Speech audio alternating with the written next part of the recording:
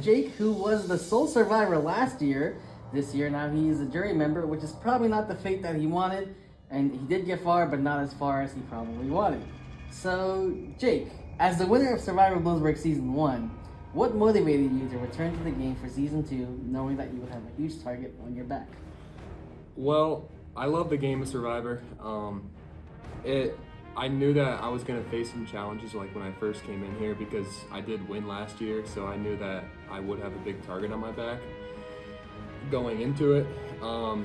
But I really did not think I was going to make it this far in the game. I definitely used a few tricks and got lucky too, but I'm just glad I made it this far. I'm trying to think of what else. I forget the question. What motivated you essentially, and like, knowing that you would have a target on your back? Also, probably just because like the overwhelming support I had that when I did win last year, I really didn't think like that many people watched this, and honestly, like a lot of people just came up to me and was like, "Hey, aren't you Jake?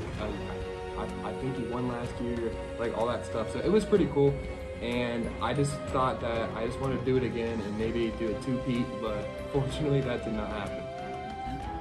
So, did you have any alliances going to the game with returning players, or were you looking to branch out and be more of a mentor to the new Castaways? It was a mix of sorry, just gonna stop that. It's a mix of both here. I went into it going to be with Claire and Lee, a little bit of Brady and Jack too, just because I knew them last year and we were all close, I would say. So I knew that I could use them for my help and if they needed my help as well. I didn't want to take on the role as like the mentor because I feel like eventually they'll be like, okay, he is really good, he talks a really good game, we should get him out super early. So like it was hard to like hide the fact that I won last year and like I had like a different strategy than some people because I did want to help a lot of people out. It was just a matter of, is it my game or their game? And at the end of the day, there's only one winner and I wanted to win again, but yeah. So, going into it, before I guess the show even episode 1 began, did you and Claire and Jake and those people talk much beforehand or not really? So, yeah, no, you're fine. Yeah, we did talk a lot. When the interviews were happening, I actually didn't even ask them if they were applying or not. But Brady, he actually reached out to me and was like, "Hey, are you doing Survivor again?" And I'm like, "Yeah, are you?" And he's like, "Yeah." And I'm like, "What?" And then he told me like all of these people are coming back from last year, and I felt a lot more safe, I guess, because like it's not all new people. So like if it did not like me or if things turned out bad, I could always go back with the group I had last year. So why do you feel like you weren't voted out earlier in the game? That's a good question. I really don't know. I was expecting to go out first episode or like at least first 3, and like that's what like all my friends and like my girlfriend thought. But I think I just played my game like I did last year and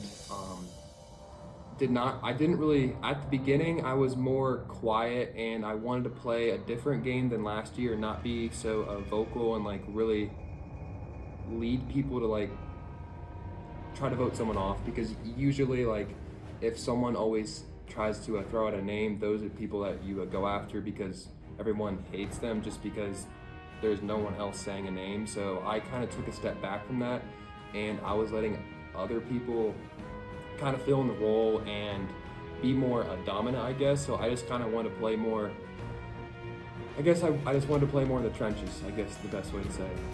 You're your original Lakota team in Season 1 to your OG Gator team in Season 2. A Lakota forever. I love all them guys, and we had a dominant squad back in Season 1. I actually remember we didn't really perform too well for a little while just because we were all new to it and it was all new people, so we had to like really work together. And for Gators, I don't know, probably like the first like 3-4 episodes, we won like one challenge out of all of them. Like we went to tribal every time. It was terrible. But for some reason, like the Gator tribe this year, we were like super close actually, and even like towards the end, right before I left, like all of the girls would always come up and be like, "A Gators forever!" Like it was always just like us close because the Pythons, they stuck together for a while and they wanted to get all of us out for some reason. I don't know why, which it kind of fell to their demise because they all got out after, I don't even know what episode, but I think the last one alive was Trey and like Holly. But they also got out, so I feel like a Lakota was better for sure. So you mentioned like the losses that the Gators took. So the Gator team took some major losses back in. Well, sorry. The Gator team took some major back-to-back losses early on in the season. Why do you feel like that was the result? We didn't really communicate too well. Like we were just trying to get to know each other because we didn't really have too many returners on our tribe compared to Python. So it was just us all trying to figure out each other, like how we play the game. And eventually we got it to work, but it was kind of too late because that's when the merge happened and all that stuff. But we had the skills. We were fully capable of winning every challenge. It's just we fell short because we didn't do something right, or we like messed something up. We had to go back and do it, or someone gave up. And I think Python, they really took a control of that because for like a lot of challenges, they would target the weaker players, which I get, but we had like a pretty strong team with a lot of athletic and very like stronger people. It was just they took advantage of our weaker players, and for some reason, which you know that like your team isn't as strong as the weakest link. Okay, I messed it up. How does this saying go? You're only as strong as your weakest link? Yeah. So you're only as strong as your weakest link, and they really just took advantage of that because our team didn't know how to like actually work as a team because like there was a lot of we formed like a pretty tight-knit group where it was like it started out with like 8 of us and the rest were kind of like outsiders, which kind of sucked for them, but we just didn't like know how to like include everyone, and that's what like I tried to do the whole season because that's how we're gonna win things. It just didn't work out. You were the Gator MVP at the Dodgeball Challenge back in episode 3 at the Rec Center. How do you feel that influenced the morale of your team? Back when you guys were having back-to-back losses and then finally won. Yeah, I got pretty lucky with that dodgeball. I was kind of being like a scumbag, and I sat in the corner like all like I tucked down with the ball and stuff in front of my head. But like I had to play that way because my team, we were just falling apart. Like we did not win anything. All of our players were going home left or right. So I knew that if no one else had to step up, I had to. And we came back. I think it was like we won the first game, and then a Python won like the next 2. So then if they won again, it would have been over. But then like I carried the team for us to win like 2 or 3 matches in a row. Which I'm not just saying it was me. It was a lot of my team too. And I wouldn't have been able to do it without them. Episode 7, tell us about the long jump and then going to the bleachers to find the mini pumpkins. The long jump, I haven't long jumped since like 6th grade at like a track and field day. So it's been a while, but I knew that I probably wasn't gonna go. I knew that I probably was gonna make it on just because I can jump. I can't jump like super far, but I know I can at least jump further than the last 3 people that did not make it. What was the next question? And then going to the bleachers to find the mini pumpkins. And then when it was me, Brady, Lee, and Gianna, when we all 4 made it to the last challenge where we had to find all the pumpkins and then stack them up 10 high or 7 high, or 9. I knew that my whole strategy was most people would probably go from like start at the bottom, just go like a row to row, and just like try to find them each time, and then like just go one higher and higher. I wanted to start at the top and work my way down because it's like the best way to like see everything, I guess. So that's my whole plan was, and it worked out pretty well because I think I got down there first. And stacking, it was just luck. It was kind of windy, and it was all made of like the plastic little pumpkin shells, I guess. And the little like the cord for you to like hold on to it, it was just in the way of everything. And even though it weighed probably nothing, it played such a role to try to balance the pumpkins out. And you found not one, but two fugglers that night, one that was intended for Brady. Walk us through how that played out for you. Well, first, I'm sorry, Brady. I had to do it. But yeah, I had my clue, and I was extremely excited because I knew that I was gonna be safe for next episode because I had that idol and I had an advantage.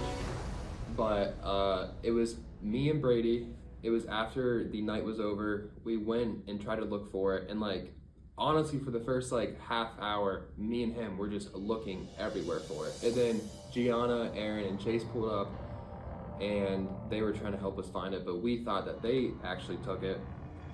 And then Brady, we were looking for it for a while. Then we just called it quits. We went and got mine, and then we went back up to try to find his, just for like one last time, I guess. I don't know. And we couldn't find it, but it was like out of a movie. It was a split second before we left. I turned around and I looked and I saw the fuggler in the corner of my eye, and I was like, should I tell him? Should I tell him? And I knew that I was probably gonna go home, so I thought about myself, and I'm sorry, Brady, I had to. And I drove him back home, drove right back up there, and I took it. In episode 9, talk to us about shuffleboard, wall pegs, and playing pickleball. How did you decide the advantages that you had, like the lineups, who got which weights, and whatnot, and your highs and lows of that challenge? Shuffleboard, I feel like everybody was at a low for that.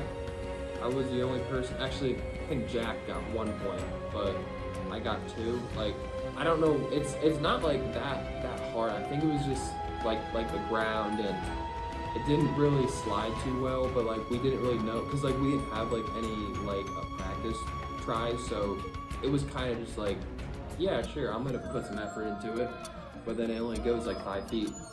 But I just got super lucky because I think I was up like 4th or 5th like in the whole lineup, so like I could see from everyone else's mistakes like how I could do it.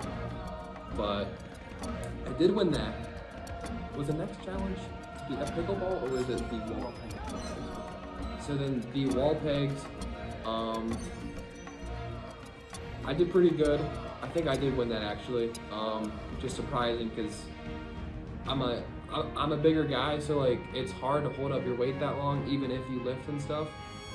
And I just beat Jack, I think by like 5 seconds. So that felt pretty good.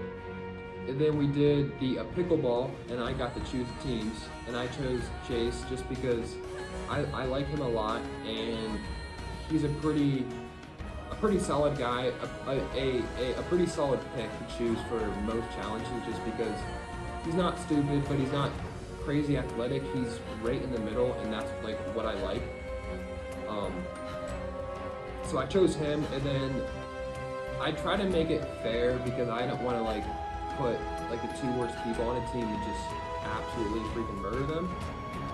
But for pickleball, I was in a league this summer. Like I've been playing the past few years, like with all of my friends. So I feel like I was pretty prepared for that moment. And then was that the first challenge? Okay, for that one. Yeah. In episode 9, In episode 9, the wall sit was pretty tough on many castaways. Walk us through how that felt during and after the challenge, and why didn't you strike a deal with Aaron while you were on the wall?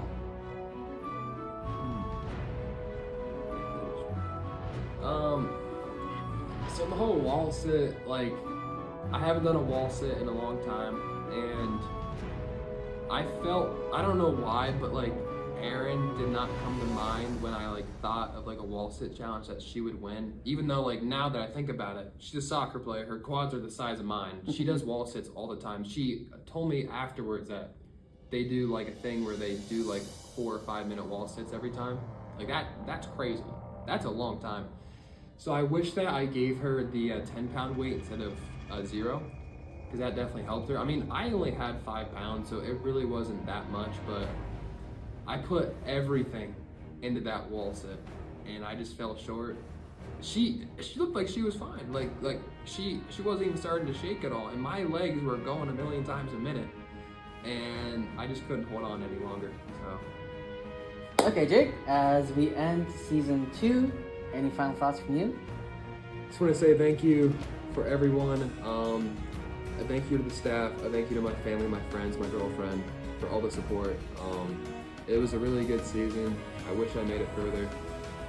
It's unfortunate, but I did win last year, and I got to share the wealth. So I'm just excited to see who wins on Tuesday night. And please, if you're listening, go apply for Survivor Season 3 in Bloomsburg.